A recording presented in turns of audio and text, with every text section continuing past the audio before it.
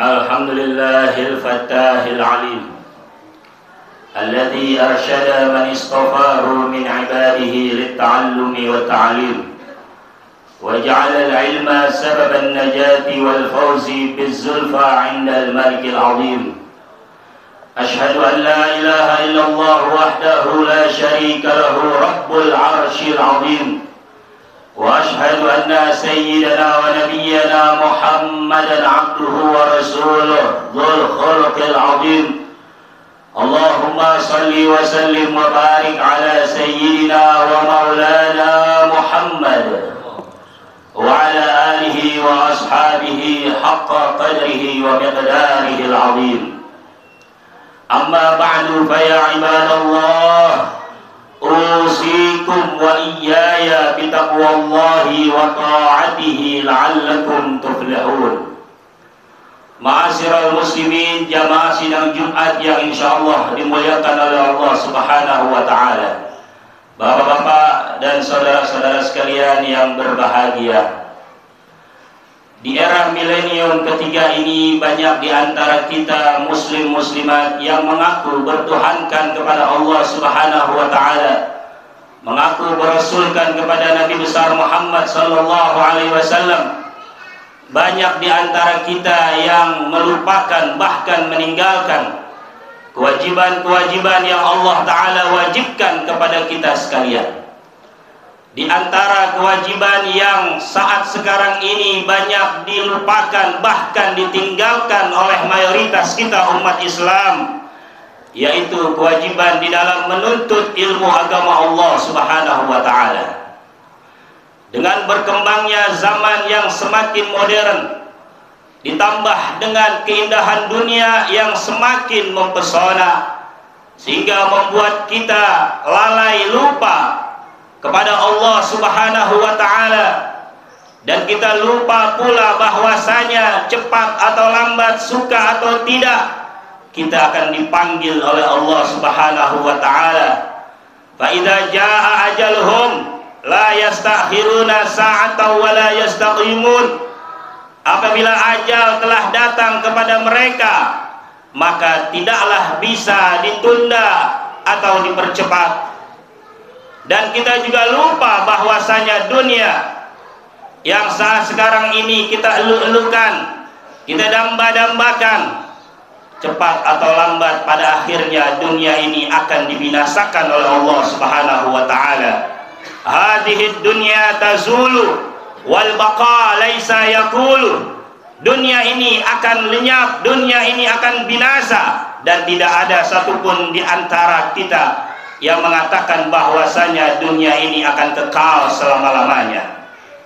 Kalau kita mau berpikir dengan jernih, sebenarnya untuk apa kita diwujudkan oleh Allah Ta'ala ke alam dunia ini? Untuk apa kita dihadirkan, diciptakan oleh Allah Ta'ala ke alam dunia ini? Maka lihatlah di dalam Al-Quran, Allah Subhanahu wa taala berfirman, "Wa ma khalaqtul jinna wal insa illa liya'budun." Dan tidaklah aku ciptakan jin dan manusia melainkan untuk beribadah, menyembah Allah Subhanahu wa taala. Di dalam beribadah, di dalam menyembah Allah taala ada aturannya, ada tata caranya yang semuanya diajarkan oleh baginda Nabi besar kita Muhammad sallallahu alaihi wasallam. Karenanya Nabi bersabda, "Innama bu'ithtul mu'allima." Hanya saja aku ini diutus sebagai pengajar.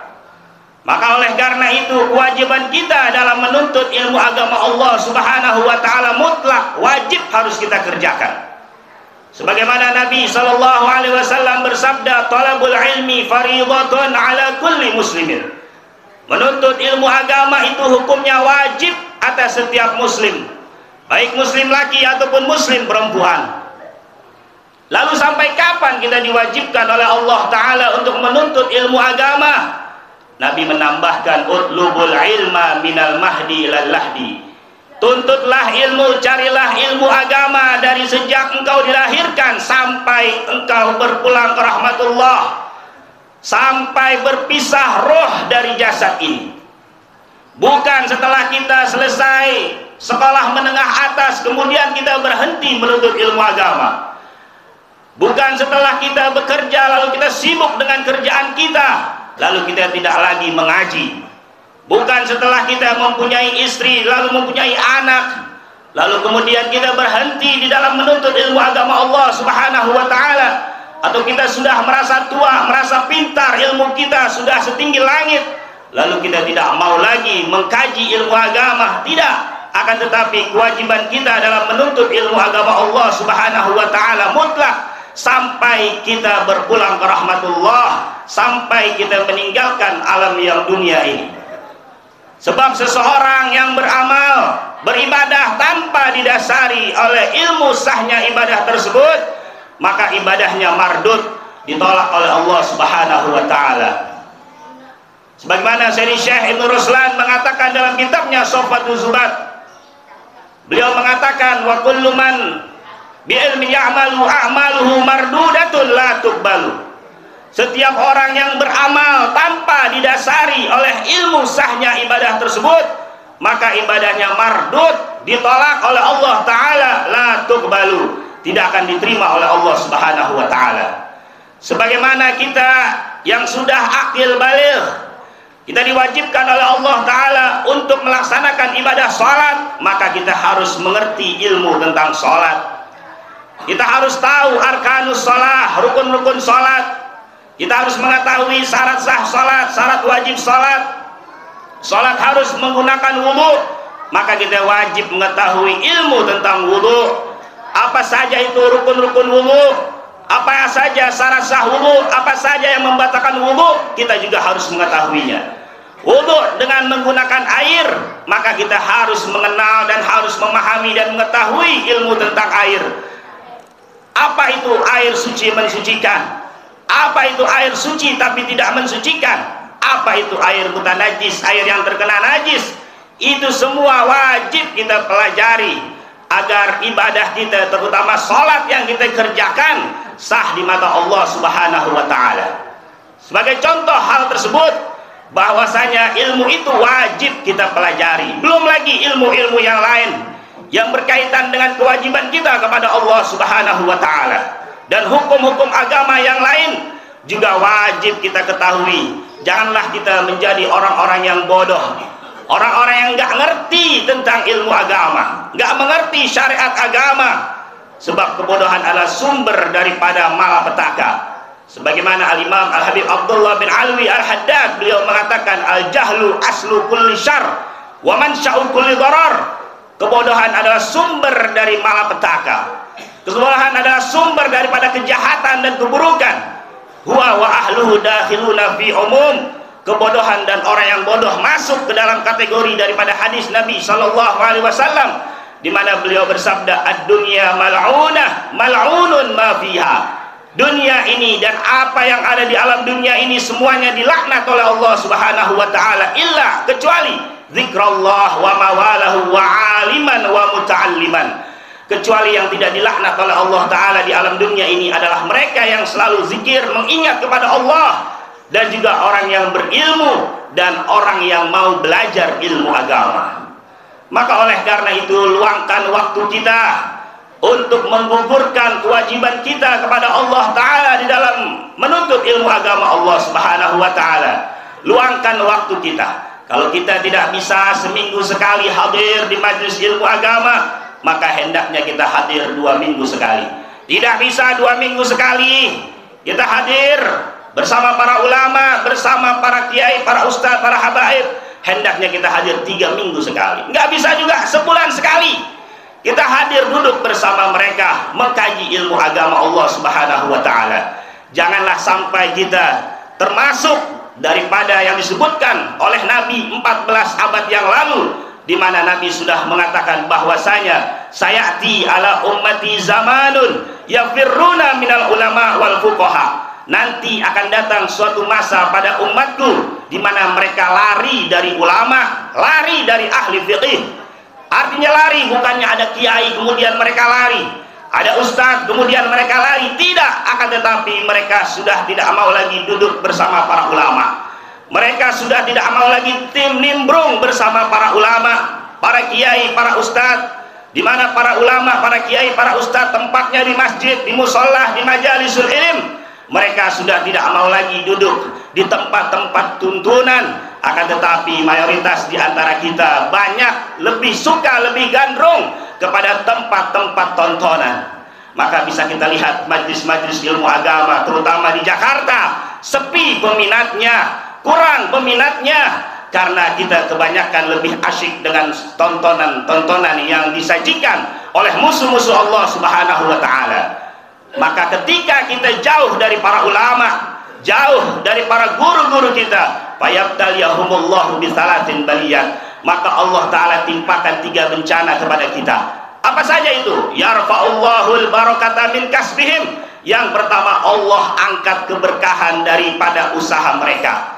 Artinya mereka bekerja dari pagi sampai sore, bahkan sampai malam, selalu merasa kurang dan kurang, selalu tidak ada kecukupan di dalam kehidupan rumah tangganya.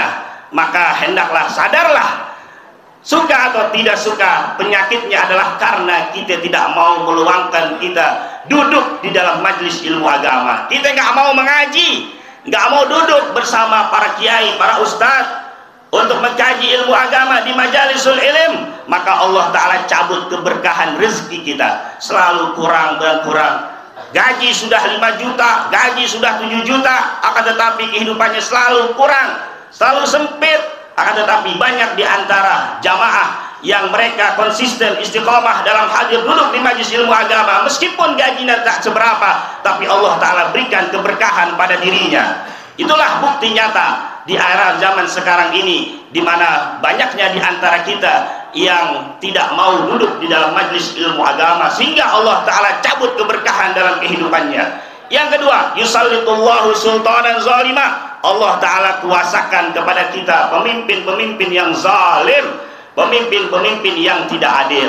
Karena kita sudah jauh dari para ulama, jauh dari para kiai, nggak mau mengikuti saran nasihat para ulama, sehingga Allah Ta'ala jadikan pemimpin kita, presiden dan sebawahnya, semuanya orang-orang yang zalim kepada rakyatnya. Atau kita punya atasan, kita punya bos, kita punya manajer pun, mereka adalah orang-orang yang zalim kepada bawahannya, kepada karyawannya, kepada kita. Ingat, jangan salahkan mereka terlebih dahulu, salahkan kita karena kita tidak mau duduk bersama para ulama, kita nggak mau luangkan waktu untuk mengaji bersama mereka. Dan yang terakhir, yang lebih dahsyat lagi, yaitu yakhrujuna minad dunya bighairi iman. Kalau kita sudah tidak mau lagi duduk bersama para ulama, duduk bersama para kiai, para ustadz, maka mereka akan keluar dari alam dunia ini mati tanpa membawa iman dan Islam. Na'udzubillah min dzalik. Maka cukuplah hadis ini menjadi peringatan kepada kita sekalian yang hidup di akhir zaman saat sekarang ini. Maka hendaknya mari kita luangkan waktu kita untuk duduk di majlis-majlis ilmu agama, duduk bersama para ulama-ulama kita, para kiai, para asatidzah, duduk bersama mereka, sekedar kita menggugurkan kewajiban kita, ditambah kita mengetahui bagaimana tata cara ibadah kita yang baik, sehingga ibadah kita diterima oleh Allah Subhanahu wa Ta'ala. Mudah-mudahan khutbah yang sangat singkat ini dapat bermanfaat untuk kita semuanya, dan mudah-mudahan Allah Ta'ala bisa gerakkan hati dan langkah kita untuk mudah dalam duduk di majlis ilmu agama. Kita datang ke majlis-majlis ta'lim bersama para ulama-ulama kita. Insya Allah Allah Ta'ala berikan keselamatan kita dunia wal akhirah. Amin amin ya rabbal alamin. Inna ahsanal mawa'idhi syafiyah kalamun man la takhfa alaihi khafiyah. Allah Subhanahu wa Ta'ala yaqul wa biqaulihi yahdadil muhtadun. A'udzu billahi minasyaitonir rajim. Bismillahirrahmanirrahim. Qul hal yastawil ladzina ya'lamuna wal ladzina la ya'lamun. Barakallahu li wa lakum fil Qur'anil 'azim wa nafa'ani wa iyyakum bima fihi minal ayati wa dzikril hakim wa taqabbala minni wa minkum tilawatahu innahu huwas samiul 'alim. Aqulu qawli hadza wa astaghfirullahal 'azim li wa lakum wa li sa'iril muslimina wal muslimat wal mu'minina wal mu'minat fastaghfiruhu innahu huwal ghafurur rahim.